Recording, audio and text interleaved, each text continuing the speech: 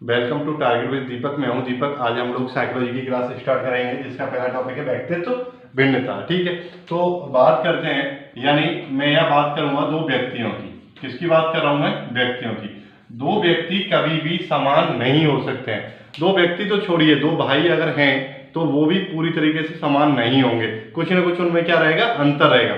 बहुत सारे भाई, कोई भाई ऐसा होगा जिसकी हाइट ज्यादा होगी और एक भाई ऐसा होगा जिसकी हाइट थोड़ी उससे कम होगी। या हो सकता है कोई भाई की नाक कुछ दूसरे एंगल की और दूसरे भाई की नाक कुछ दूसरे एंगल की हो, यानी और उनकी मनोदशा हो सकता है उसका आईक्यू लेवल अलग हो, एक भाई का और दूसरे भाई का आईक्यू लेवल अलग हो। यानी इस प्रकृति में 100% कोई भी दो व्यक्ति समान नहीं हो सकते हैं, समान नहीं हो सकते हैं। उनमें मानसिक या भौतिक, यानी मानसिक में बात कर रहा हूं उनके आईक्यू लेवल की। किसकी बात कर रहा हूं मैं? आईक्यू लेवल की बात कर रहा था।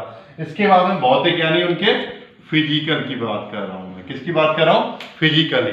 हो सकता है किसी का भाई कद काठी में मोटा हो, कोई लंबा हो, कोई चौड़ा हो, या हो सकता है कोई नाटा हो सकता है कोई गोरा हो सकता है कोई कम गोरा हो। ठीक है ना, तो समझते हैं चीजों को।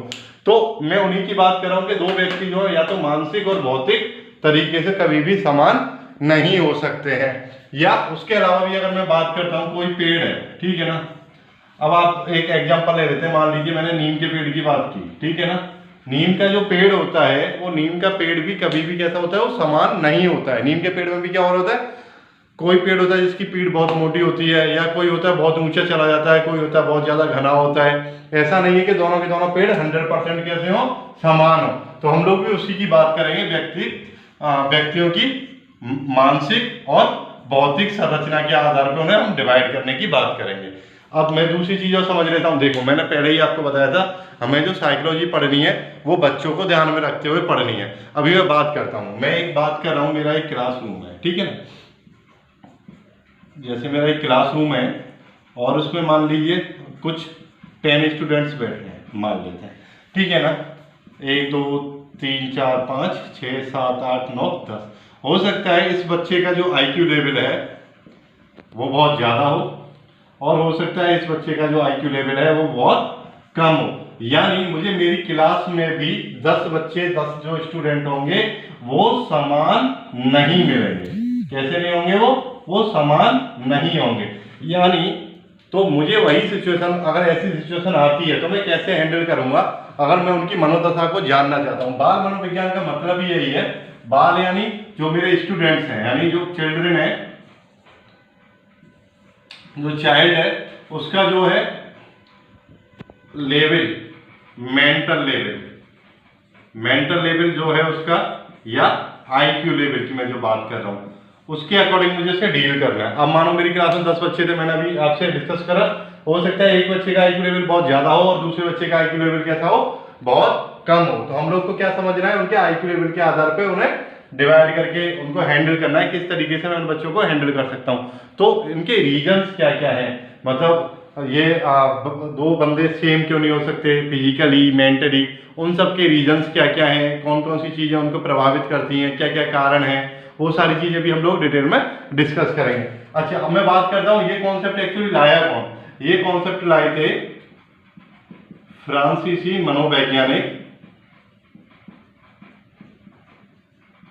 गाल्टन। कौन लाया था? गाल्टन लाए थे एक्चुअली ये वाला कॉन्सेप्ट। गाल्टन का कॉन्सेप्ट ये था कि दो व्यक्ति जो हैं अपने मानसिक और भौतिक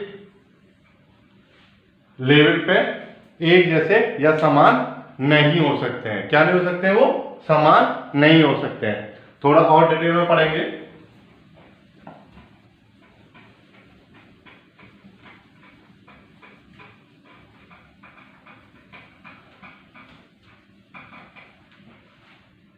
जैसे मान लेते हैं इसके कई सारे रीजन रहते हैं। अब जैसे मानो मैं पहली बात कर लेता हूँ, किसी की भाषा की बात कर रहा हूँ, डिटेल में बाद में करेंगे हम लोग, एक कॉन्सेप्ट को समझने की कोशिश करते हैं। मैं भाषा की बात कर रहा हूँ, जैसे दो बच्चे हैं, ठीक है ना, दोनों एक ही दिन पैदा हुए, ठीक है, एक ही प्लेस पे पैदा हुए, डे क्या था, दोनों का सेम है, प्लेस क्या है, दोनों का सेम है, ठीक है ना। लेकिन सिचुएशन क्या बदल गई, इसके जो पेरेंट्स हैं यानी जो फैमिली मेंबर्स हैं, फैमिली के जो बंदे हैं वो बोलते हैं हिंदी, ठीक है। इसके जो फैमिली मेंबर्स हैं वो लोग क्या बोल रहे हैं, इंग्लिश, ठीक है। तो इसकी जो लैंग्वेज है वो इससे डिफर हो गई, यानी भाषा के आधार पर भी क्या हुआ, ये दोनों के दोनों क्या हुए, समान नहीं है। क्या नहीं है, समान नहीं है। दूसरी बात, या मैं एक बात ले लेता हूं, एक बंदा है जो इंडिया से है और दूसरा बंदा जो है वो ऑस्ट्रेलिया से है, ठीक है ना। तो ऑब्वियस है इंडिया वाला जो बंदा होगा वो यहाँ की मदर टंग बोल रहा होगा, मदर लैंग्वेज बोलेगा, और ये बंदा भी कैसी बोलेगा, अपनी मदर लैंग्वेज बोलेगा।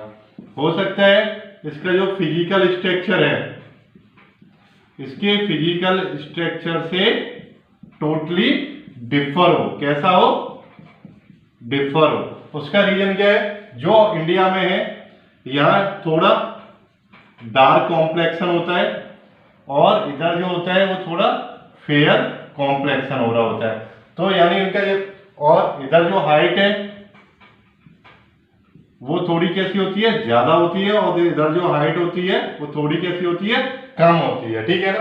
तो हम चीजों को अभी मैं केवल और केवल इसके कॉन्सेप्ट को समझाने की बात कर रहा हूँ, पूरा इलेबोरेट करेंगे, डिटेल में समझेंगे एक एक चीज को। तो एक्चुअली